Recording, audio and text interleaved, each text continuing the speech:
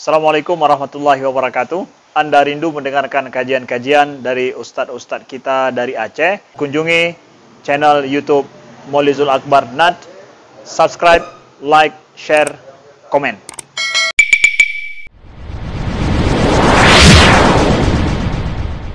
Assalamualaikum warahmatullahi wabarakatuh. Alhamdulillahi rabbil alamin.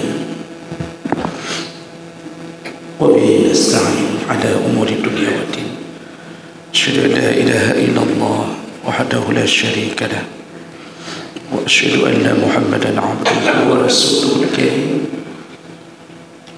اللهم صل وسلم على نبينا المصطفى محمد وعلى آله وأصحابه أجمعين. أما بعد، رب اشرح لي صدري ويسر لي أمري واحلل عقدة من لساني yafqahu qawli. Segala puji bagi Allah, kemudian salawat dan salam kepada Rasulullah, pada keluarga dan seluruh sahabat-sahabatnya. Bapak Ibu jemaah salat subuh yang Allah muliakan insyaallah. Di pertemuan yang lalu kita sudah membahas salah satu dosa besar, yaitu menyengajakan untuk hidup membujang atau melajang. Dosa itu menjadi dosa besar ketika berniat untuk melawan sunnah Nabi sallallahu alaihi wasallam. Namun kalau terjadi dengan beberapa alasan maka dibenarkan. Baik, kita lanjut. Berikutnya, dosa besar berikutnya yaitu nadhrul ajnabiyah bisyahwah ma'a khawfi fitnah wa lamsiha. Melihat kepada seorang perempuan yang bukan mahramnya dengan syahwat, juga termasuk menyentuh perempuan dengan syahwat yang bukan mahramnya. Ini menjadi dosa besar yang telah dipahami bersama, namun juga sekaligus menjadi dosa besar yang paling sering dilakukan di akhir zaman. Posisinya sama-sama mengundang azab seperti layaknya riba. Dua dosa ini yang Nabi sebutkan di dalam hadisnya, iza zaharatiz zina war riba, apabila telah merajalela zina dan riba, faqad ahallu anfusahum bi'azabillah, sungguh mereka telah menghalalkan azab Allah pada mereka. Jadi Nabi menyebutkan dua dosa besar yang akan sering terjadi di akhir zaman, yaitu dosa riba dan dosa zina.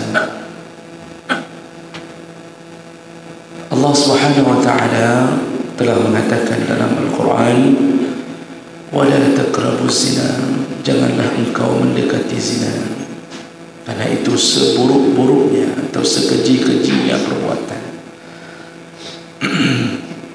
Kalau kita lihat bahasa Allah, Allah tidak mengatakan jangan berzina, tapi Allah mengatakan jangan dekati. Nah, proses mendekati zina itu yang berbahaya, karena semuanya akan berefek pada sebuah kekejian, fahisyah. Bayangkan seorang anak Adam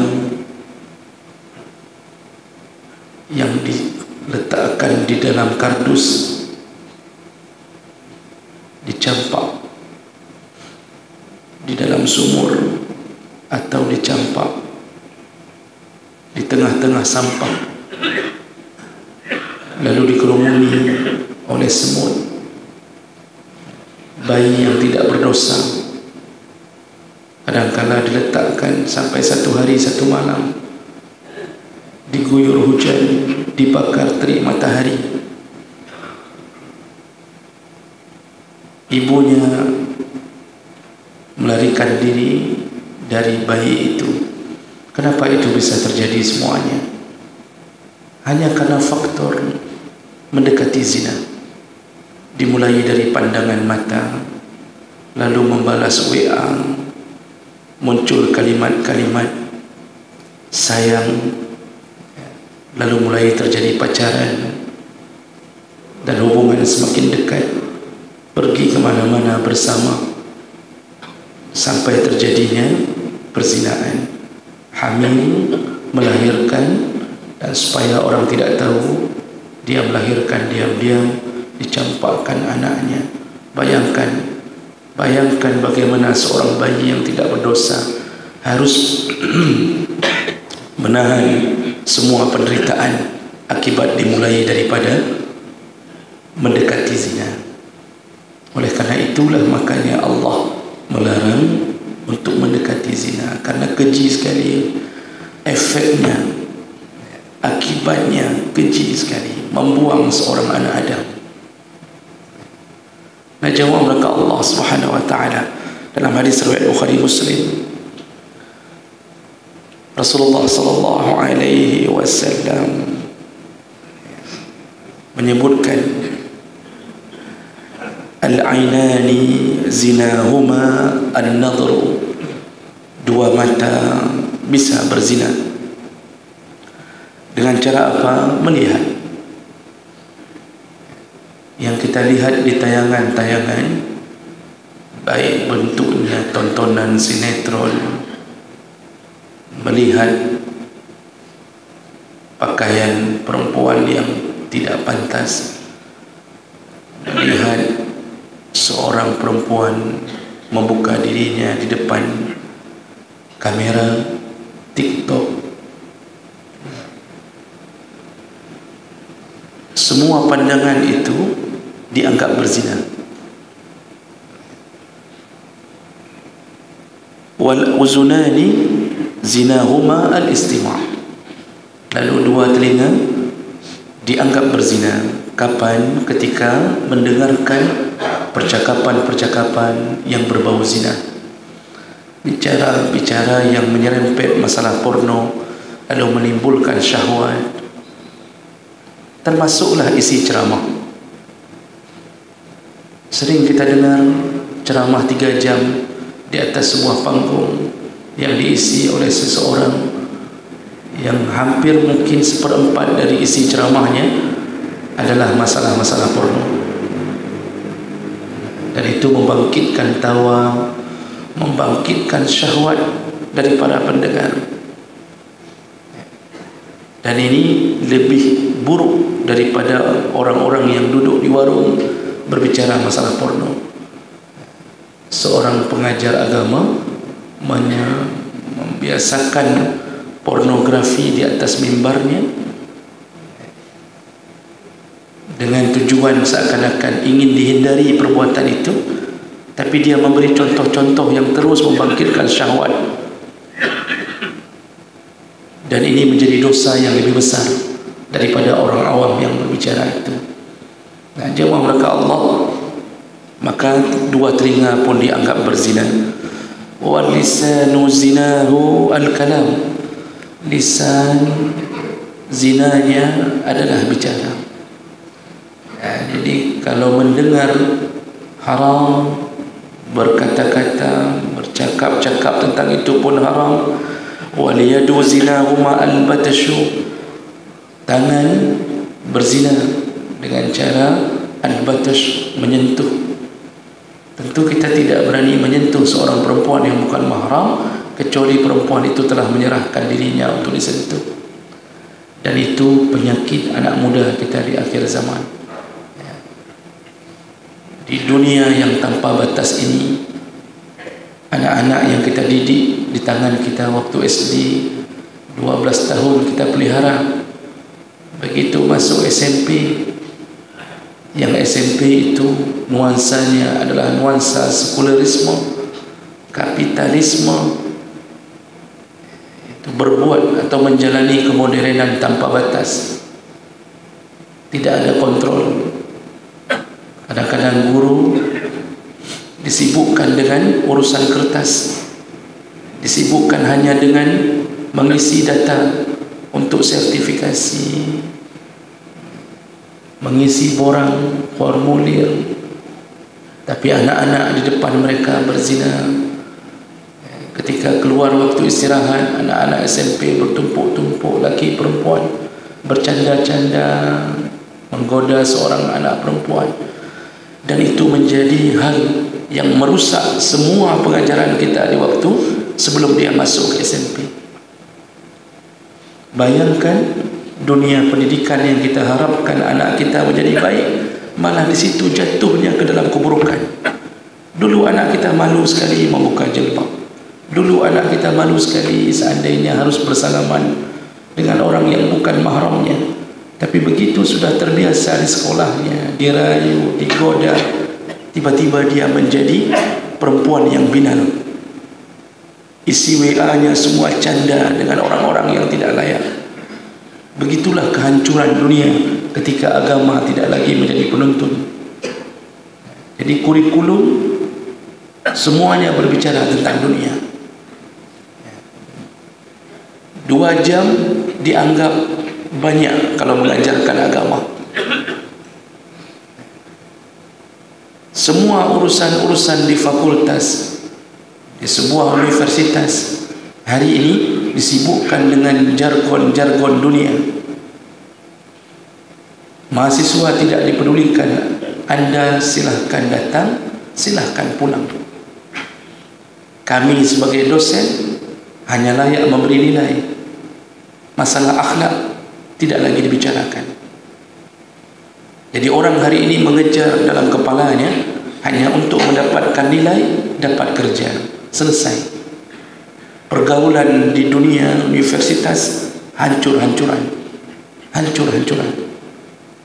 Tidak ada bahkan seorang pun yang berani menegur ketika dia mendapatkan mahasiswa berkhalwat di dalam lokal, duduk berdua, berboncengan berdua. Tidak ada yang melarang. Para pimpinan disibukkan untuk mengurusi akreditasi fakultasnya. Subhanallah.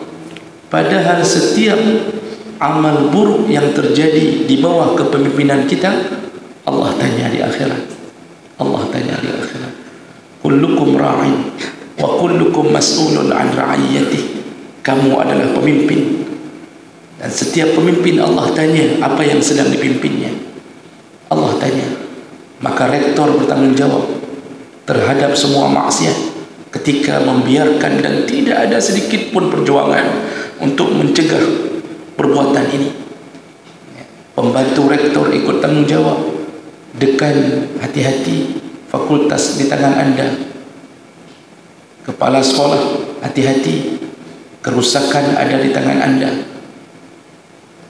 Maka oleh karena itu sungguh disayangkan hari ini menjadi hal yang biasa. Jadi tangan-tangan menyentuh.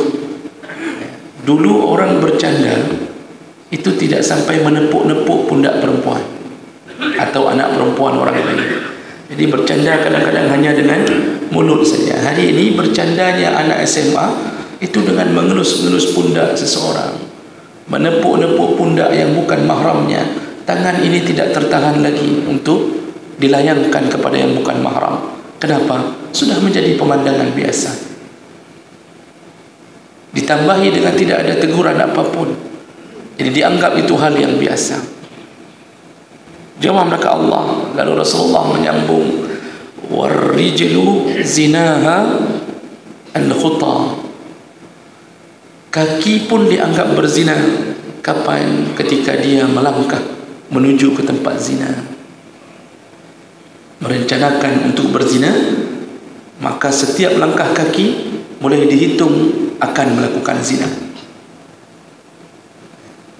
Maka ketika akan menemui seseorang yang bukan mahram kita dengan niat buruk untuk berzina, atau mendekati zina dengan cara apapun, selingkuhankah atau apa saja, pacarankah, maka setiap langkah kaki dihitung zina, dianggap kaki berzina. Wal qalbu yahwi wa yatamanna wa yusaddiqu zalika al-farj aw yukadzibuhu. Hati pun bisa berzina. Kapan hati berzina? Ketika dia mulai berangan-angan, bercita-cita, seandainya nanti kalau ketemu dia saya akan melakukan ini dan itu, maka hati dianggap zina. Nanti di akhirat, kata Allah, kata Rasulullah sallallahu alaihi wasallam, dikumpulkan semua zina itu, mulai dari zina mata, zina mulut, zina telinga, zina tangan, zina kaki, dikumpulkan semuanya, lalu dicatat menjadi dosa kemaluan. Walaupun mungkin kita tidak pernah melakukan dosa kemaluan, kita melalui zina langsung, tetapi begitu menjadi sebuah kebiasaan, tontonan-tontonan yang haram, dikumpulkan Allah, dicatat di akhirat nanti. Kalau mati dalam keadaan tidak taubat, maka dianggap telah melakukan zina kemaluan. Kalau zina kemaluan telah terjadi, tidak ada jaminan surga. Kata Rasulullah sallallahu alaihi wasallam, "May yadmanu li?" Siapa yang bisa menjamin untukku baina lihyatai wa baina fakhizai? Siapa yang bisa menjamin dirinya untukku, yaitu menjaga di antara dua rahangnya, yaitu lidah, dan menjaga di antara dua pahanya. Dua perkara dia bisa jaga, admanu lahul jannah, ku jamin dia masuk surga, kata Rasulullah. Yang bisa menjaga di antara dua rahang, yaitu dosa lisan, dan di antara dua paha, yaitu dosa kemaluan, ku jamin dia surga. Kalau sudah terjadi dua dosa ini atau salah satu di antara keduanya, maka tidak ada jaminan. Tidak ada jaminan. Artinya bisa jadi akidah kita menyebabkan kita masuk surga. Kalimah la ilaha illallah akan membuat kita diputuskan masuk surga, tapi transit dulu di neraka akibat perbuatan dosa yang kita anggap remeh, yaitu berzina dengan seluruh anggota tubuh kita. Dalam hadis riwayat Tabrani dengan sanad yang sahih, Rasulullah sallallahu alaihi wasallam menyebutkan, la yat'ana fi ra'si ahadikum bimukhitin. Seseorang di antara kalian kalau ditusuk kepalanya dengan jarum dari besi, min hadidin, andainya salah seorang di antara kalian ditusuk kepalanya dengan jarum dari besi, khairul lahu, itu lebih baik untuknya, min ayyamussa imra'atan la tahillu lahu, daripada dia menyentuh seorang perempuan yang tidak halal baginya. Makanya orang-orang yang saleh itu berusaha untuk tidak melakukan walaupun hal sesederhana mungkin. Sampai urusan bersalaman dengan seorang perempuan yang bukan mahramnya, dia mencoba menghindarinya. Jadi jangan biasakan. Bapak guru SMA ketika pulang sekolah, anak-anak berebut untuk menyalami bapak guru. Maka bapak guru harus tahu bahwa mereka sudah baligh, mereka bisa menimbulkan syahwat, maka menghindari salaman itu lebih baik. Jadi kalau kepada yang laki silakan, tapi kepada yang perempuan maka memberi isyarat itu sudah cukup. Memberi isyarat bahwa kita telah menerima jabatan tangan mereka sudah cukup. Begitu juga kita semuanya. Apabila datang seseorang yang mungkin tidak terbiasa bersalaman dengan kita, berilah isyarat bahwa kita telah menerima tangan mereka. Jangan juga menunjukkan sikap sombong yang menunjukkan orang, yang membuat orang akan benci kepada kita. Jadi jangan ketika disalam kita lipat tangan kita, lalu kita menceramahinya dengan mengatakan qala Allah Ta'ala fil Qur'anil Karim wa qala Nabi sallallahu alaihi wasallam. Kita lipat tangan kita di atas dada, kita menunjukkan kesombongan dalam berdakwah, maka itu menimbulkan kebencian. Paling kurang kita sodorkan tangan tapi bukan untuk bersalaman, hanya untuk memberi isyarat. Itu lebih baik dalam dunia dakwah, karena dia baru menyadari, dan bisa jadi dia akan menanyakan informasi, ada apa, kenapa tidak mau salaman. Di situlah kita mulai memberi pengetahuan. Jadi jemaah melakukan Allah Subhanahu Wa Taala. Jadi andaian Nabi SAW sampai menyebutkan jarum dari besi yang ditusuk ke kepala yang lebih baik daripada menyentuh seorang perempuan yang bukan mahramnya. Kemudian dalam hadis yang lain, Rasulullah SAW menyebutkan salasatun la tara a'yunuhum an-nar. Ada 3 mata yang tidak akan disentuh oleh api neraka. Ada 3 mata yang tidak disentuh oleh api neraka. Yang pertama, ainun harrasat fi sabilillah, itu mata yang berjaga-jaga di jalan Allah, mujahid fi sabilillah, tidak tidur menjaga musuh. Haram neraka menyentuh matanya. Tentu yang dimaksud kalau mata sudah haram disentuh, yang lain pun tidak tersentuh. Jadi enggak mungkin mata saja yang dalam surga, yang lain dalam neraka. Jadi yang punya badan ditanya sama teman-teman satu neraka, matanya kemana? Matanya di surga, yang lain di neraka. Itu tidak mungkin terjadi, ya. Karena kita ini satu paket, Pak. Jadi enggak ada cerita tangan di neraka, badan di surga, itu enggak ada cerita itu. Kemudian yang kedua, wa ainun bakat min khasyatillah, dan mata yang menangis karena takut kepada Allah. Pernah menangis ketika mengingat dosa? Pernahkah kita mengeluarkan air mata di tengah malam dalam salat, mengingat kita dulu orang-orang yang tidak tahu diri di hadapan Allah? Mudah-mudahan air mata itu dengan matanya Allah haramkan disentuh surga, disentuh oleh neraka. Dan yang ketiga, wa ainun kafat an maharimillah, itu mata yang tidak pernah atau berjaga-jaga dari melihat yang diharamkan Allah Subhanahu Wa Taala. Jadi 3 mata ini termasuk mata yang tidak pernah berzina.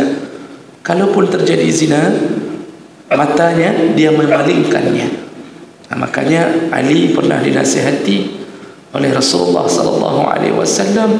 Ya Ali, kata Rasulullah, wahai Ali, la tattabi'in nadrah an-nadrah, jangan engkau ikuti pandangan pertama dengan pandangan yang kedua. Fa innama laka al-ula, engkau dapat nikmat pada pandangan pertama, walaysat laka al-akhirah, tapi menjadi dosa pada pandangan yang kedua. Nah, kita apa? Kadang-kadang Allah beri nikmat, bukan salah kita, salah perempuan seksi itu. Kenapa lewat di depan kita? Terlihat, lewat, terlihat. Mana enggak terlihat? Ketika terlihat, berdegup di hati. Bahkan mungkin yang lewat lebih cantik, lebih seksi dari istri kita, apa tidak lihat? Kan terlihat sendiri, Pak. Nah, kata Rasulullah, begitu terlihat itu nikmat bagimu, tapi jangan ikuti dengan pandangan kedua. Segera palingkan wajah, tahanlah diri, walaupun hati masih menginginkan untuk melihat. Jadi syaitan bisik, lihat lagi, lihat lagi. Malaikat berbisik, jangan lihat lagi, itu bukan istrimu.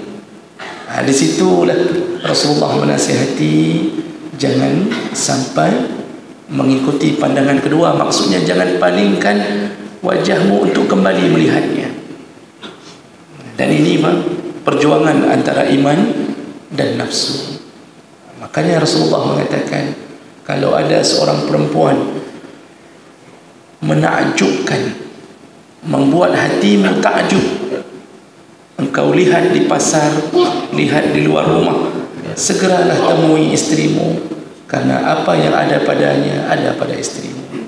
Begitu nasihat Nabi. Yang susah tidak beristri, itu yang tidak tahu mau kemana. Kata Rasulullah, temuilah segera istrimu. Dia susah mengamalkan hadis ini, makanya cepat kahwin. Yang belum kahwin cepat kahwin, yang sudah pernah kahwin cukupkan dulu. Yang terakhir, jemaah mulakan Allah Subhanahu wa taala, nasihat Nabi yang terakhir, ada satu zina yang paling mudah masuk ke rumah kita. Apa dia? Yaitu al-hamu, saudara ipar, saudara suami, atau suami membiarkan saudara istri. Rasulullah mengatakan, iyyakum wad-dukhul 'ala nisa, hati-hatilah ketika engkau membiarkan seorang perempuan berada di rumahmu. Lalu ada seorang yang Ansar berkata, ya Rasulullah, afara'aita al-hamu, ya Rasulullah, bagaimana kalau itu ipar kami? Jadi di sini al-hamu itu baik adik suami atau paman suami, atau kebalikannya adik istri yang perempuan, atau yang bukan mahram mu'abbad. Kalau mahram mu'abbad, mertua, itu selama-lama walaupun sudah jadi mantan istri, yang mertua tidak ada cerita mantan, mahram selama-lama. Asal sudah terjadi ijab kabul, walaupun belum terjadi hubungan suami istri, tetap mertua itu mahram selama-lama. Jadi kita punya istri 4, berarti ada 8 mertua yang mahram selama-lama. Mudah tu untuk naik haji, mudah dapat mahram. Tinggal cari salah satu mertua. Atau anak tiri dari seorang suami, bawaan dari seorang suami, atau bawaan dari seorang istri, apabila telah terjadi hubungan suami istri antara ibunya dan ayah tirinya, atau kebalikannya, itu yang mahram selama-lama. Selain daripada itu, semuanya mahram muakkad. Berpisah dari istri, adik ipar bukan lagi mahram. Berpisah dari istri, paman bukan lagi mahram. Dari paman dari suami atau dari istri. Itu disebut hamu. Apa jawaban Rasulullah ketika ditanya, bagaimana kami yang membiarkan hamu masuk ke rumah kami? Kata Rasulullah, al-hamu al-maut. Hamu itu kematian, artinya bahaya. Makanya solusinya, jangan biarkan yang mahram muakkad, mahram sementara, terus-terusan bersama kita atau dengan istri kita. Ini malapetaka hari ini kita mengira bahawa mereka boleh melihat. Kita mengira adik ipar, adik ipar artinya adik suami atau adik istri boleh bersama terus-terusan melihat auratnya. Jadi kalau di rumah buka jilbab segala macam sampai nampak paha, cuci baju, paha tersilak apa bahasa Indonesia? Tersingkap. Jadi kita biarkan. Kenapa? Enggak apa-apa adik ipar, enggak apa-apa paman, itu paman suami. Kita biarkan dia terus melihat, memperhatikan. Nah, ini bahaya. Disitulah disebut al-hamu al-maut. Maka hati-hati jemaah Allah. Mudah-mudahan Allah hindari kita sampai menghadapnya dalam keadaan dijaga dari pandangan zina dan perbuatan zina. Mudah-mudahan bermanfaat. Subhanakallahumma bihamdik, asyhadu an la ilaha illa anta, astaghfiruka wa atubu ilaik. Wassalamualaikum warahmatullahi wabarakatuh.